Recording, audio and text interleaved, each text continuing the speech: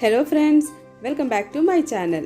എന്നത്തെ പോലെ തന്നെ വളരെ ഈസി ആൻഡ് ടേസ്റ്റി ആയിട്ടുള്ള റെസിപ്പി ആയിട്ടാണ് ഇന്ന് വന്നിട്ടുള്ളത്. വളരെ പെട്ടെന്ന് തയ്യാറാക്കാൻ പറ്റുന്ന മാജിക് ചിക്കൻ മസാല.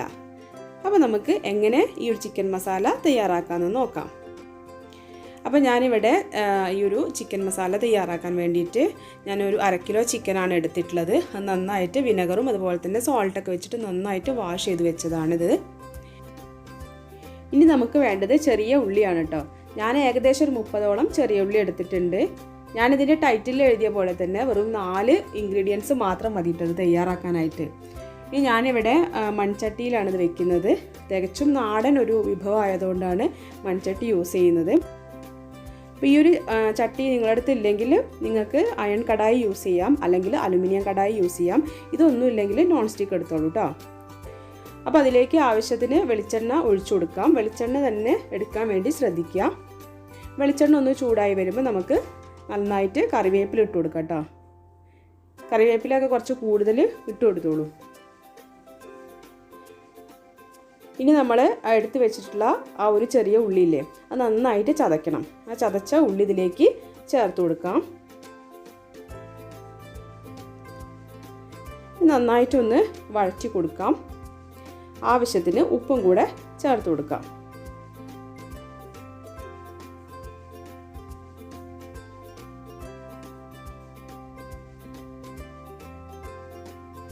ഈ ചെറിയുള്ളിയൊക്കെ നന്നായിട്ട് ഇതിൽ കിടന്നിട്ട് നന്നായിട്ട് മൊരിഞ്ഞ് വരണം കേട്ടോ. ഏകദേശം ഒരു ഗോൾഡൻ ബ്രൗൺ കളറാവുന്നവരെ ഇതിങ്ങനെ വേവിച്ചെടുക്കണം. ഇനി നമുക്ക് ഇതിലേക്കുള്ള രണ്ടാമത്തെ ഒരു ഇൻഗ്രീഡിയൻ്റ് ആഡ് ചെയ്യാം. ഞാനിവിടെ ചതച്ച ഉണക്കമുളകില്ലേ, ഉണക്കമുളക് ചതച്ചതാണ് ചേർത്ത് കൊടുക്കുന്നത്. 1 ടേബിൾ സ്പൂണാണ് ഞാനിവിടെ ചേർത്ത് കൊടുത്തിട്ടുള്ളത്.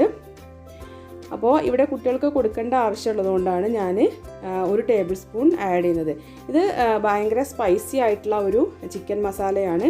അതുകൊണ്ട് തന്നെ 2 ടേബിൾ സ്പൂൺ വരെ ഇത് ചേർത്ത് കൊടുക്കാം. അപ്പോൾ നിങ്ങൾ കുട്ടികൾക്ക് കൊടുക്കുകയാണെങ്കിൽ 1 ടേബിൾ സ്പൂൺ ആഡ് ചെയ്താൽ മതി, അല്ലെങ്കിൽ 2 ടേബിൾ സ്പൂൺ തന്നെ ആഡ് ചെയ്തോളൂ കേട്ടോ. എന്നിട്ട് നന്നായിട്ട് ഇതൊന്ന് മൊരിയിച്ചെടുക്കണം. ഉള്ളി ഇതിൽ കടന്നിട്ട് നന്നായിട്ട് മൊരിയണം.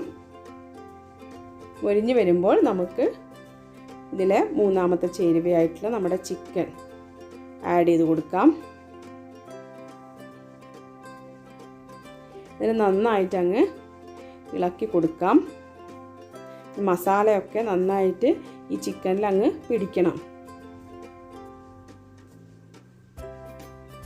ഇതിൽ വെള്ളം നമ്മൾ ഒട്ടും തന്നെ യൂസ് ചെയ്യേണ്ട ആവശ്യമില്ല. ചിക്കൻ ആയതുകൊണ്ട് തന്നെ നന്നായിട്ട് വെള്ളം ഇറങ്ങാനുണ്ടാവും. മസാലയൊക്കെ നന്നായിട്ട് അങ്ങ് ചിക്കനിലേക്ക് പിടിക്കണം.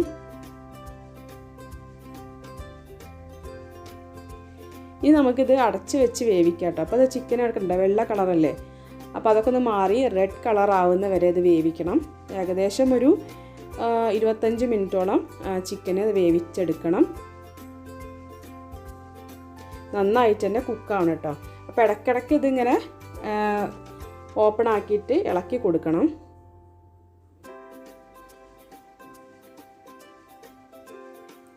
ചിക്കൻ്റെ കളറൊക്കെ ഒന്ന് മാറി വരുന്നുണ്ട്, കണ്ടില്ലേ? നന്നായിട്ട് വെള്ളം ഇറങ്ങിയിട്ടുണ്ട് കേട്ടോ ചിക്കനിന്. ഈ വെള്ളമൊക്കെ നന്നായിട്ട് വറ്റിയെടുക്കണം.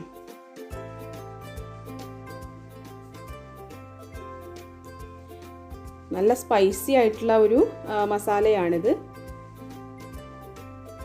അപ്പോൾ നിങ്ങൾ നിങ്ങളുടെ എരിവിനനുസരിച്ച് ഇതിലേക്ക് ചതച്ച മുളക് ചേർക്കണം കേട്ടോ. അപ്പോൾ ചതച്ച മുളക് തന്നെ അതിലേക്ക് ചേർക്കാൻ വേണ്ടി നോക്കണം, അല്ലാതെ നമ്മുടെ മുളക് പൊടിയോ ഒന്നും യൂസ് ചെയ്യരുത്. അപ്പോൾ ഈ ഒരു ചിക്കൻ മസാലയ്ക്ക് ഇത്രയ്ക്ക് ടേസ്റ്റ് ഉണ്ടാവാൻ കാരണം തന്നെ ഈ ഒരു ചെറിയ ഉള്ളി അതുപോലെ തന്നെ ഈ ക്രഷ്ഡ് ചില്ലിയും കൂടെ ഉള്ള ആ ഒരു കൂട്ടാണ് കേട്ടോ. അപ്പോൾ നമ്മൾ അതന്നെ യൂസ് ചെയ്യാൻ ശ്രദ്ധിക്കുക. ഇപ്പോൾ ചെറിയ ഉള്ളി ഇല്ലെങ്കിൽ മാത്രം നമ്മൾ വലിയ ഉള്ളി വെച്ച് അഡ്ജസ്റ്റ് ചെയ്താൽ മതിയാവും. പക്ഷേ ടേസ്റ്റ് അത്രയ്ക്ക് കിട്ടൂല കേട്ടോ. ഇനി നമ്മൾ ലാസ്റ്റ് ഇൻഗ്രീഡിയൻ്റ് ആയിട്ടുള്ള നമ്മുടെ വിനെഗർ ഇതിലേക്ക് ആഡ് ചെയ്യാം.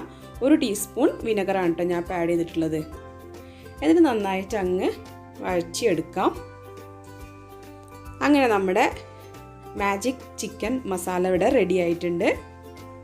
കണ്ടില്ലേ? കാണുമ്പോൾ തന്നെ നല്ല കൊതി വരുന്നില്ലേ? അതുപോലെ തന്നെ കേട്ടോ കഴിക്കാൻ നല്ല ടേസ്റ്റാണ്. ചോറിൻ്റെ കൂടെയൊക്കെ നല്ലൊരു കോമ്പിനേഷൻ കേട്ടോ. ചോറ് കഴിക്കുമെന്നൊന്നും നമുക്ക് അറിയ പോലും ഇല്ല. അതുപോലെ തന്നെ കുട്ടികൾക്കും നല്ല ഇഷ്ടം. എരിവ് കുറച്ചുണ്ടാക്കിയാൽ കുട്ടികൾക്ക് നല്ല ഇഷ്ടപ്പെടും. അപ്പോൾ ഞാനത് സെർവ് ചെയ്യട്ടെ കേട്ടോ. കണ്ടില്ലേ, നല്ല ടേസ്റ്റാണ്. അപ്പോൾ എല്ലാവരും ഒന്ന് ട്രൈ ചെയ്ത് നോക്കുക. ട്രൈ ചെയ്തിട്ട് അഭിപ്രായങ്ങളൊക്കെ ഒന്ന് പറയുക.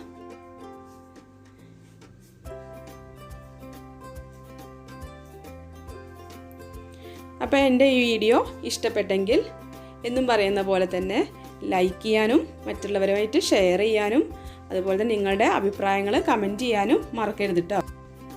ഇതുവരെ ചാനൽ സബ്സ്ക്രൈബ് ചെയ്തില്ലെങ്കിൽ സബ്സ്ക്രൈബ് ചെയ്യുക. തൊട്ടടുത്തുള്ള ബെല്ലൈക്കണിൽ ഓൾ ഒന്ന് പ്രസ് ചെയ്ത് കൊടുക്കുക. അപ്പോൾ വീണ്ടും നല്ലൊരു റെസിപ്പി ആയിട്ട് വരുന്നവരെ താങ്ക് യു.